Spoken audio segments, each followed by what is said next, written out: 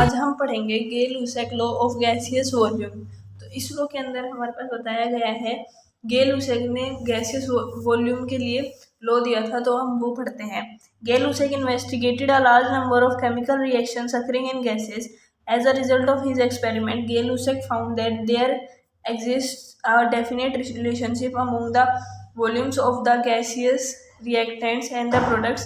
In 1808, he put forward a generalization known as Gay-Lussac law of combination volume. This may be stated as follows. तो गैल-लुसैक ने investigate की थी chemical reactions को जो हमारे पास gases में होती हैं। उसने 1808 में एक जनरलाइजेशन दी थी जिसको उसने नाम दिया था गेल-लुसैक लॉ ऑफ कंबाइनिंग वॉल्यूम, जिसके अंदर हमें बताया था when gases react together they always do so in volumes which bear a simple ratio to one another and to volumes of the product. If these are also gases, provided all measurements of the volumes are done under similar condition of temperature and pressure. तो हमारे पास gases react करती हैं एक दूसरे से और वो हमेशा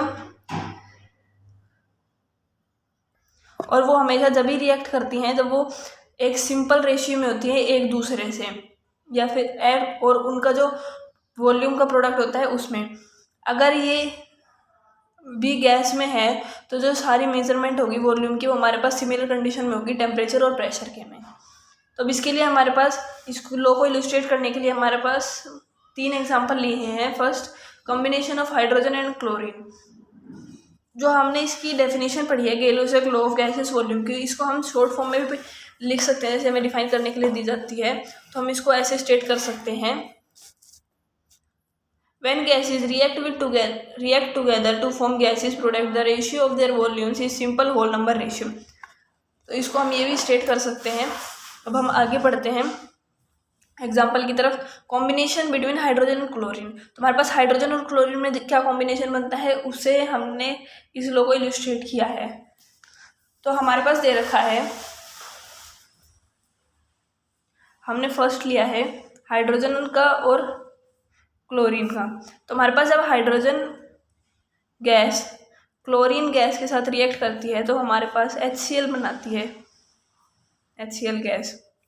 तो अब इसका रेशियो निकालते हैं हम वॉल्यूम का।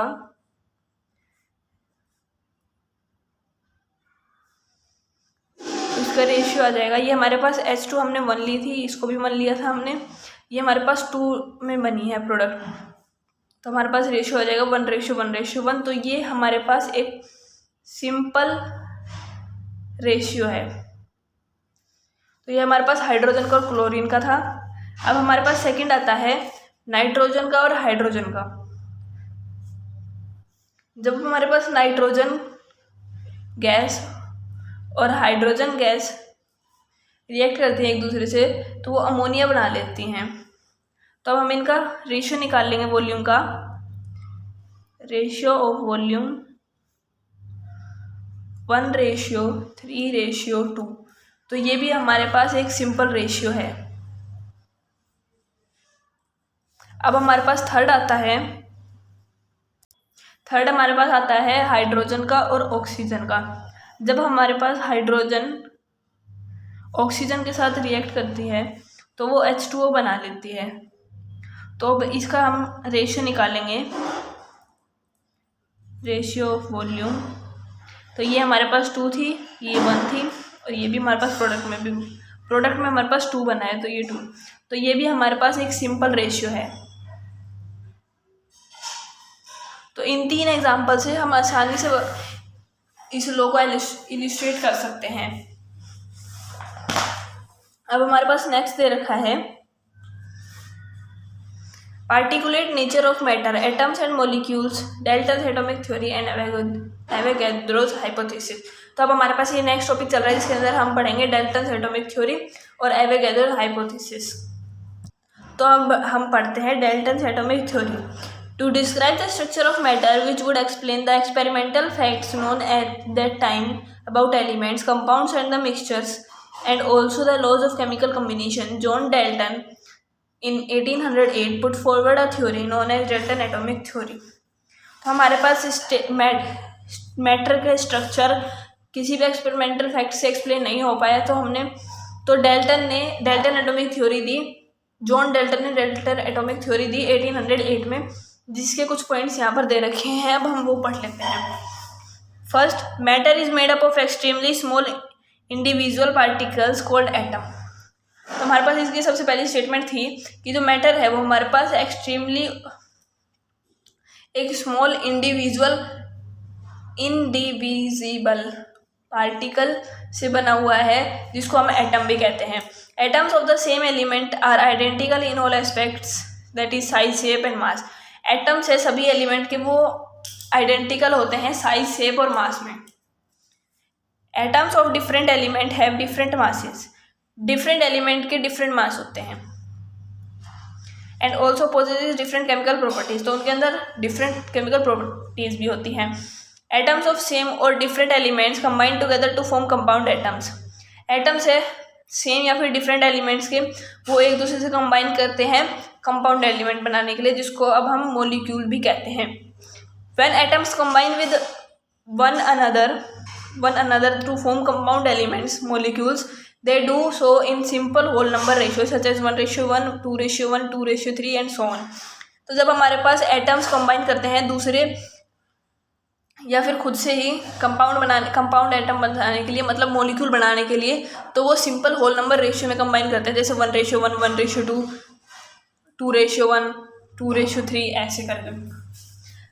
6 पॉइंट है हमारे पास, atoms of the two element में combine in different ratios to form more than one compound. Atom है दो एलिमेंट के, वो कंबाइन करते हैं डिफरेंट रेशियो से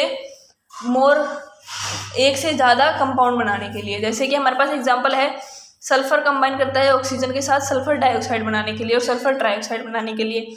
तो जो कंबाइनिंग रेशियो है वो हमारे पास 1:2 और 1:3 है इन दोनों का। 7th point, an element is the smallest particle that takes part in the chemical reaction. In other words, whole atom rather than fractions of atom take part in chemical reaction. तो हमारे पास atom एक सबसे छोटा particle है जो chemical reaction में part लेता है। जैसे कि जो हमारे पास होल एटम है, फ्रैक्शंस को छोड़ के वो सारे हमारे पास केमिकल रिएक्शन में पार्ट लेते हैं। 8th पॉइंट है इसका, an atom can neither be created nor be destroyed. एक एटम को हम ना बना सकते हैं ना हम उसको डिस्ट्रॉय कर सकते हैं। तो ये थी हमारे पास डेल्टन एटॉमिक थ्योरी थी, उसके कुछ मेन पॉइंट। अब आगे हमें एक्सप्लेनेशन दे रखी है लॉ ऑफ केमिकल कम्बिनेशन की डेल्टन एटॉमिक थ्योरी से। तो हमने law of chemical combination 4 laws पढ़े थे। अब उन लॉ को हमने जैसे पढ़ा था वो पढ़ा था, अब हम इनको डेल्टन एटॉमिक थ्योरी के हिसाब से कैसे एक्सप्लेन किया, अब हम वो देख लेते हैं। पहला लॉ है लॉ ऑफ कंजर्वेशन ऑफ मास। तो ये इस लॉ के अंदर, तो ये लो हमने पढ़ा था पहले कि इसके अंदर जो टोटल मास है रिएक्टेंट का वो हमारे पास इक्वल होता है टोटल मास जो प्रोडक्ट का होता है उसके। तो अब हम डेल्टन ने हमें बताया कि matter is made up of atoms, postulate 1, which can neither be created nor be destroyed, postulate 8, hence matter can neither be created nor be destroyed. तो हमारे पास law of conservation of mass Dalton ने explain किया है कि matter है वो atoms का बना हुआ होता है और एटम को ना हम बना सकते हैं ना हम डिस्ट्रॉय कर सकते हैं। तो जो मैटर है वो हमारे पास ना हम बना सकते हैं उसको ना डिस्ट्रॉय कर सकते हैं। सेकंड है लॉ ऑफ कांस्टेंट कंपोजिशन। इस लॉ में उसने बताया है 5th पोस्टुलेट को, व्हेन एटम्स कंबाइन विद जब हमारे पास एटम्स कंबाइन करते हैं मॉलिक्यूल्स बनाने के लिए तो वो सिंपल होल नंबर रेशियो को फॉलो करते हैं। Third law of multiple proportional, ये हमारे पास इसने पोस्टुलेट 6 से बताया है, जिसके अंदर एटम 2 एलिमेंट से कंबाइन करता है अलग अलग रेशियो में ताकि वो एक से ज़्यादा कंपाउंड बना सके। 4th एंड लास्ट लॉ को उसने एक्सप्लेन किया है लॉ ऑफ रेसिप्रोकल प्रोपोर्शन को, as atoms combine with each other in the simple ratio, postulate 5, therefore all the ratio involved are simple which may be same और some simple multiple of each other. जैसे कि atoms है वो combine करते हैं एक दूसरे से सिंपल रेशियो से, तो जो रेशियो होते हैं वो इन्वॉल्व होते हैं वो सिंपल होते हैं या फिर सेम होते हैं या फिर कुछ मल्टीपल्स होते हैं एक दूसरे के। तो डेल्टन ने जो ये डेल्टन की एटॉमिक थ्योरी थी ये हमने पढ़ लिया। अब इसकी कुछ लिमिटेशंस भी थी जिसकी वजह से इसकी थ्योरी को नहीं माना गया इतना। Dalton's atomic theory was first milestone towards the inner structure of matter. Dalton की एटॉमिक थ्योरी पहली माइलस्टोन थ्योरी थी अंदर के मैटर के अंदर के स्ट्रक्चर के लिए. It gave a powerful initiative to the scientist about the study of matter during 19th century. 19th century में साइंटिस्ट को स्टडी ऑफ मैटर की स्टडी करने के लिए ज़्यादा पावरफुल इनिशिएट किया इस थ्योरी ने. It held the ground for about century but the brilliant research is conducted in the beginning of 20th century by sir J.J. Thomson, Lord Rutherford, Niels Bohr and other has evolutionized our knowledge about the structure of the atom. The main drawback of Dalton's atomic theory are, तो अब इसके कुछ drawbacks थी जो हमारे पास बताई गई. पहली, it could explain the laws of chemical composition by mass but failed to explain law of gaseous volume. उसने law of chemical composition by mass तो बता दिए, एक्सप्लेन कर दिए, लेकिन वो law of gaseous volume नहीं समझा पाया.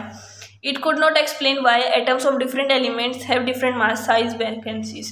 उसने ये नहीं बताया कि डिफरेंट एटम के डिफरेंट एलिमेंट्स में डिफरेंट मास साइज वैकेंसीज क्यों होती हैं.